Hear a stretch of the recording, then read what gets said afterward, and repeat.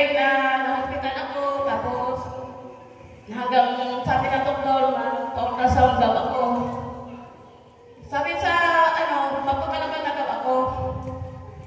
Tapos, sabi ko sa Kalapan, dahil wala akong experience talaga sa Kalapan, sabi ko, Lord, ikaw ang siyang mauna sa amin, sapagkat wala kaming kaalaman kung ano ang aming gagawin.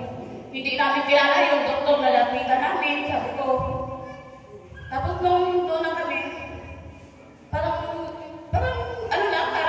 basic lang, sabi na nanay, doon ang doktor, doon. Dating ko doon. Sabi na, Nay, parang hindi ko, dito na rin naman kami maghintay. Nung time na tinawag na ako, hinatid ka kami sa taas. Sabi ko, Lord, thank you. Dahil wala kaming alam dito kung ano ito.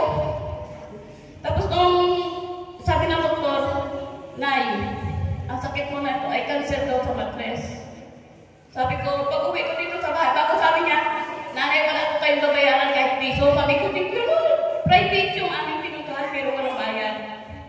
Tapos yun, sabi ko, unang nakita pa lang ng Panginoon. Bago yung sabi na cancer daw sa mattress ang sakit ko. Nagluhod ako sa bahay, sabi ko, Lord, ikaw ang walang imposible sa iyo. Kung tao lang sila na nagtitiplara na akong sakit ay cancer.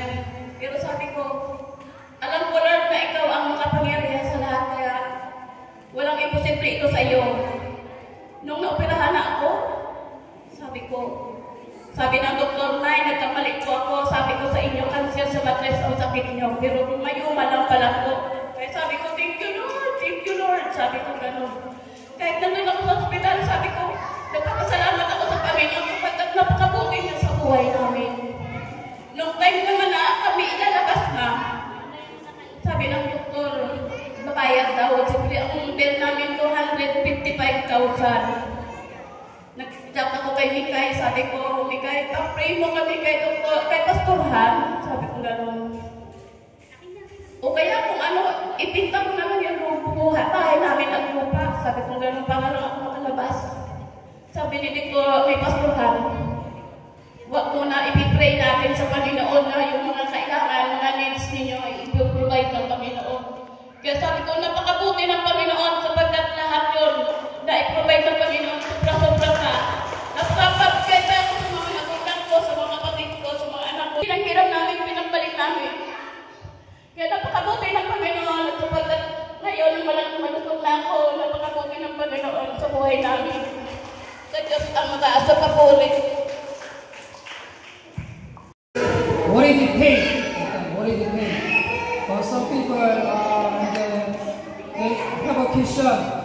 Why Jesus paid and then died for us and then compensate all things, but why I live like this? Why we do like that? They are thinking do something in the world they live. But in the Bible, tells what Jesus already showed.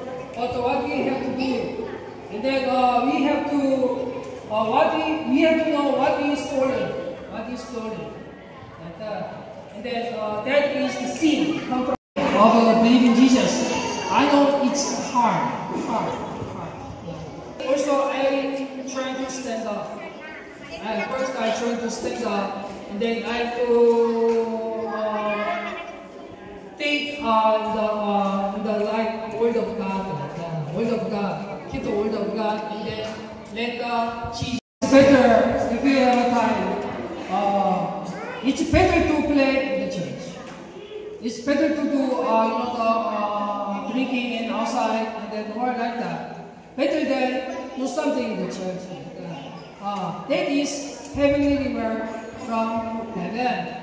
Yeah. But for example, so I know this way is very narrow. Very narrow. So it's a cross of following the cross of Jesus. It's very become disciple. Very hard. Lord give you more. This is the way of the Lord. And then if you make stolen in your life from your ancestor like that, from you. We have to share it with the love of God. love Christ like that. You have to make it in the name of Jesus like that. Oh Lord, will deliver. And then recover your the finance. Nothing you have to keep your children, your friends like that. Not only you have to share like that.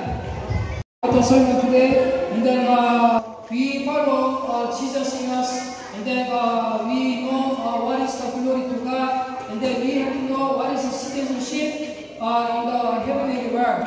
We have to obey all the time. We have to follow to God. In the name of Jesus, I pray. Amen.